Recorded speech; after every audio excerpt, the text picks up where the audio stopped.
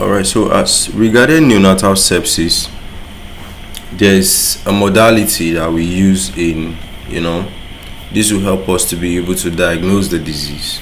Then I think if the baby already has the disease, the score can help us know, the type of treatment to initiate.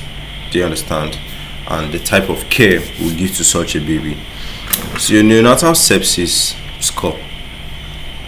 Neonatal sepsis score. So neonatal sepsis, all of us know that was a bloodstream infection. So the immune system of the baby is kind of like adversely reacting to it. So neonatal sepsis scores is now the clinical tool. So it's used to assess the likelihood of sepsis in newborns. So especially when symptoms are subtle or risk factors are present. Do you understand? So you want to now go before time to check out if there's a likelihood of the baby having sepsis. So you are looking out for things like the clinical signs. You are looking out for things like what are the factors from the mom. You're also looking out for things like what are the things you found in the lab that are now guiding you towards suspecting for neonatal sepsis. Okay, so you are using neonatal sepsis score. Of course, you want to know the likelihood, so it will help you to be able to standardize assessment across caregivers.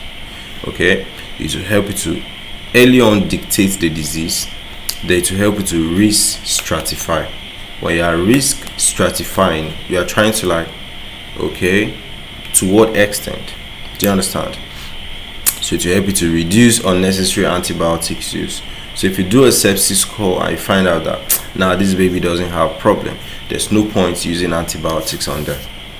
So to promote timely intervention in cases that are high risk. So key components of a neonatal sepsis score. I told you guys that you are combining what clinical signs. You are looking at the factors from the mother side. You're also looking at factors from like what you got from the lab. Okay, so you can combine things like, is the baby having difficulties in breathing? Is the temperature unstable? Okay, is there poor perfusion?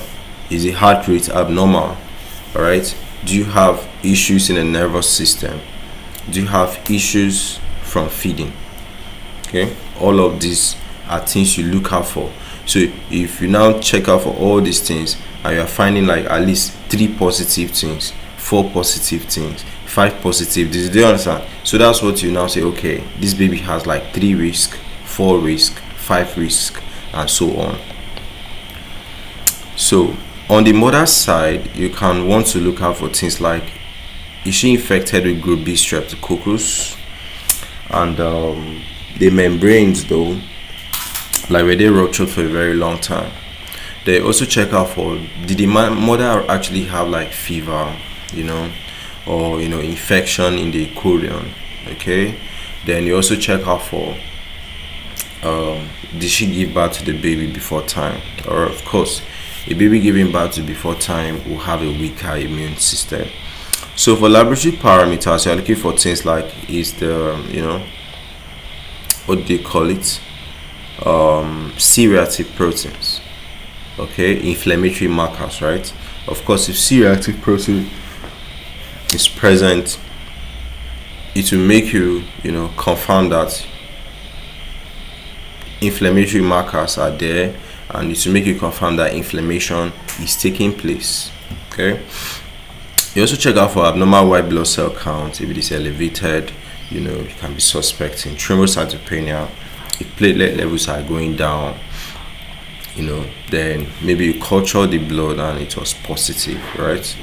So scoring systems that you can use, we have things like the tonal score, we have hematological scoring system, we have the NEOSAID scoring system, we have the KESA neonatal sepsis calculator.